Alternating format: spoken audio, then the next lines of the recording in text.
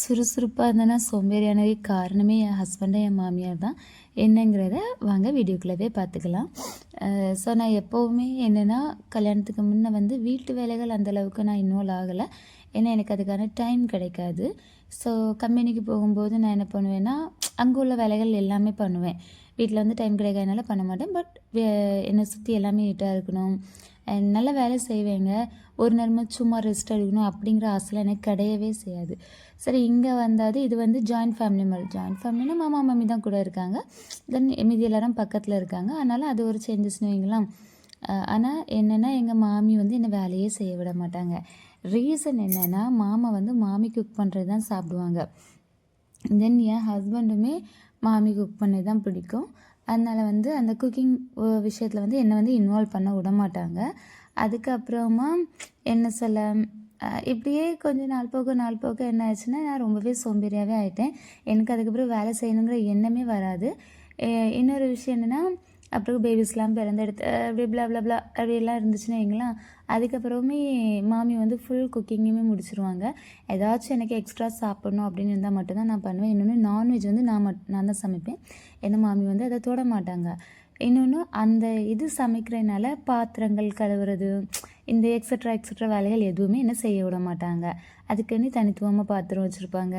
So இப்படி தான் போயிட்டு இருந்துச்சு. அதுக்கப்புறமா என்ன சொல்ல, நான் முழிக்கிறது வந்து மேக்ஸிமம் 7 ஆயிரும். வீட்டுக்கு விளக்கு வைக்கிறது என் ஹஸ் தான் இவ்வளோ வருஷமாக வச்சுட்டே இருந்தாங்க. நான் வந்து அந்த விளக்கு வைக்க இதுவரை நான் பண்ணவே மாட்டேன். அதே மாதிரி எல்லா வசதியுமே அவங்க செஞ்சு தந்திருக்காங்க என்னோடய வீட்டுக்காரங்க. அதனால் எனக்கு எக்ஸ்ட்ரா வேலை செய்யறது மாதிரி சுத்தமாகவே அமையாது. ஸோ திங்கணும் தூங்கணும் இதுதான் வேலையாகவே இருந்து அதுக்கப்புறமா என்னென்னா, சின்ன பிள்ளையெல்லாம் வச்சுட்டு இருக்கேனால, இன்னொன்று சிசேரியன். ஸோ அதனால் என்ன பண்ணால் ஃபுல் டைம் வந்து என் ஹஸ் தான் துணி துவைக்கிற வேலையும் அவங்க தான் பார்த்துப்பாங்க. அதனால் எனக்கு எந்த ஒரு வேலையுமே கிடையாதுங்க. கிட்டத்தட்ட ஃப்ரீயாக இருக்கிறது தான் என்னோடய வேலையே. அதுக்கப்புறம் என்னென்னா, இப்படி தின்னு இருந்தால் என்ன ஆகும், தின்னு தூங்கணும் அப்படிங்க என்ன ஆகும், வெயிட் போட ஆரம்பிச்சிட்டு. ஸோ வெயிட் போட ஆரம்பிச்சனால இப்போ தான் கொஞ்சம் சேஞ்சஸ். பட் இருந்தாலும் மாமியும் என் வீட்டுக்காரரும் இன்னும் என்ன சேஞ்ச் ஆக விட மாட்டேங்கிறாங்க. எந்த ஒரு வேலை செஞ்சாலும் இல்லை வேண்டாமா அப்படிங்கிறது. 7 முழிப்பேன்னா மாமி வந்து குக்கிங் ஒர்க் முடிச்சிருவாங்க. தென் என் பையனை வந்து அதுக்கு முன்னையே முழிச்சிருவாங்க. முழிக்கும்போது என்ன பண்ணுவாங்க, மாமி வந்து குக்கிங் ஒர்க்லாம் முடிச்சுக்கிட்டு பசங்களுக்கு சாப்பாடும் கொடுத்துருவாங்க. ஒரு 7:45 8 மணி சம்திங் அந்த டைமில் வந்து நான் எனக்கு திம்பேன்.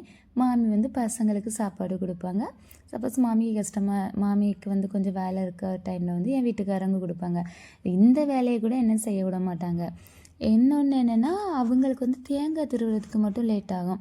அந்த இதுக்கு மட்டும் எனக்கு ரொம்ப பசிக்கும் அப்படின்னு இருந்தால் மட்டும் மாமி வந்து கொஞ்சம் திருவித்தாமக்கா அப்படின்னு சொல்லிட்டு அவங்க அதை செஞ்சு தருவாங்க. எனக்கு டைம் ஆயிரும், அதனால் அதை மட்டும் செஞ்சு தருவோம். இது கொஞ்சம் அந்த ஒரு வேலையை மட்டும் கொஞ்சம் செய்ய சொல்லுவாங்க.